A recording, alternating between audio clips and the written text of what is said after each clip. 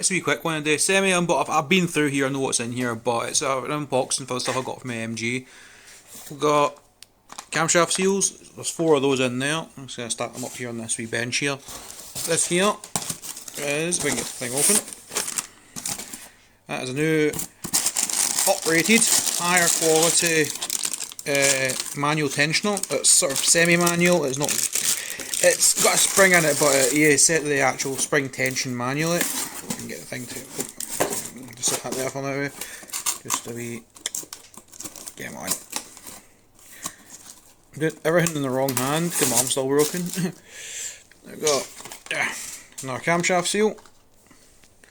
This is a beautiful wee bit of kit. It's an all steel water pump. Standard ones are plastic in the inside. See these impellers? Impellers, steel. It's got roller bearings in it as well. You can't really see the outside, but it's got a very nice, very hard to see. That's all wrapped up in there.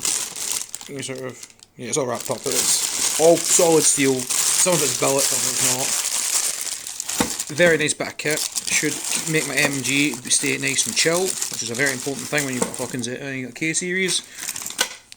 Valve top hats, full set of those.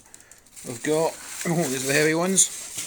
This is, as you can see, this there, head bolts. These are uprated head bolts, stronger than the standard ones. Set them down there because there's no space. We've got, that is a seal for, what's the seal for? You know what? I don't know off the top of my head what that seal's for. I feel like it might be water pump. Might be water pump. We'll sit them there like that for now. Got 2 more valve seals, camshaft seals. Got timing belt.